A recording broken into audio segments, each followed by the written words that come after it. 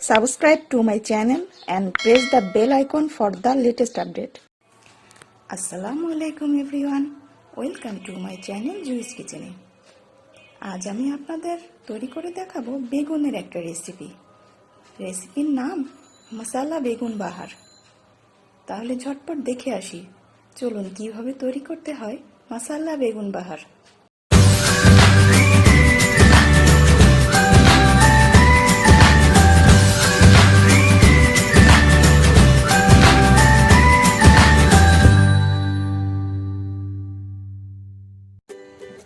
এখানে আমি প্রথমে দুইটা বেগুন নিয়ে নিয়েছি এবং বেগুনগুলোকে ভালোভাবে ধুয়ে এর মাঝখান থেকে এরকম 4 ভাগ করে নিয়েছি।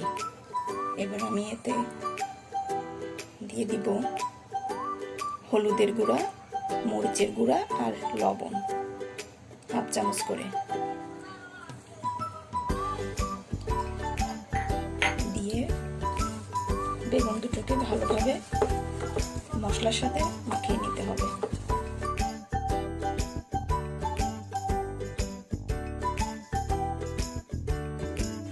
এভাবে আঙুল দিয়ে দিয়ে ভিতরে মশলাটা গায়ে লাগিয়ে দিতে হবে।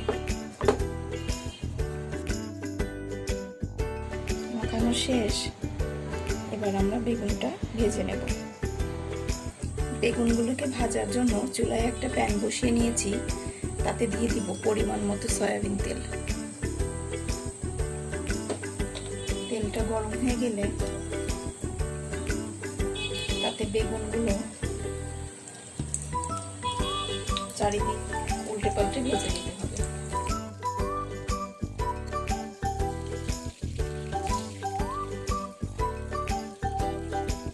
ঢাকা দিয়ে দিব।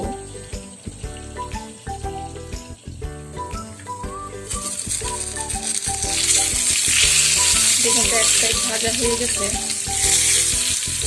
এবার বেগুনগুলোকে উল্টে পাল্টে দেবো।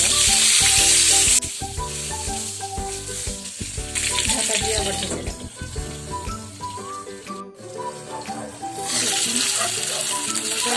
ভাজা হয়ে গেছে।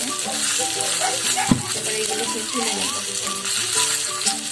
এবার আমি ওই তেলেই দিয়ে দিব 1/2 কাপ পেঁয়াজ বাটা।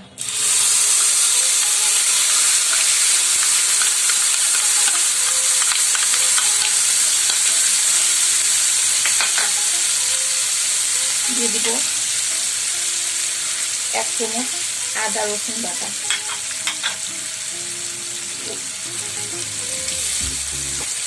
এগুলোকে ভালো করে ভেজে নিতে হবে।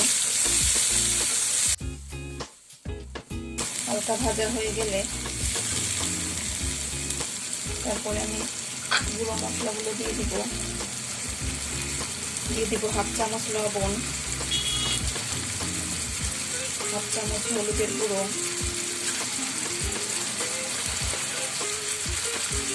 1/2 চামচ জিরে গুঁড়ো,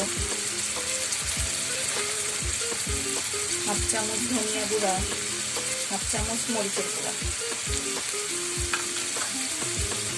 এবার ভালোভাবে মশলাটাকে কষাতে হবে।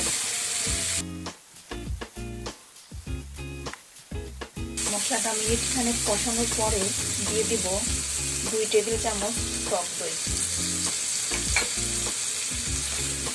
1 টেবিল চামচ বাদাম বাটা,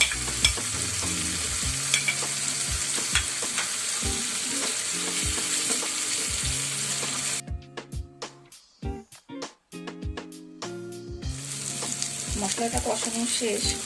তেলটা উপরে উঠে এসেছে। এবার আমি ভাজা বেগুনগুলো দিয়ে দিব।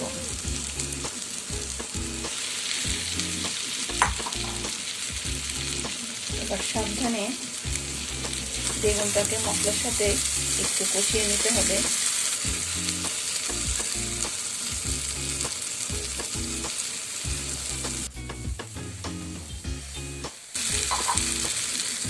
কষানো শেষ হয়ে গেছে। এখানে দিয়ে দিব 1/2 কাপ মতো পানি। বেগুনটা ভাজার সময় অনেকটা সিদ্ধ হয়ে গেছে। এটাকে রান্না করবো 5 মিনিট। 5 মিনিট হয়ে গেছে। বেগুনটা পুরোপুরি সিদ্ধ হয়ে গেছে, তেলটা একদম উপরে উঠে গেছে।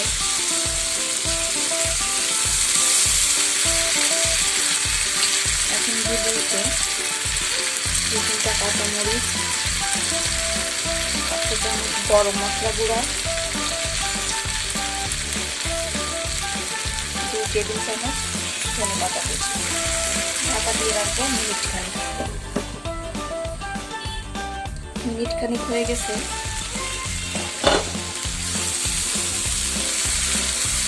তৈরি মশলা বেগুন বাহার।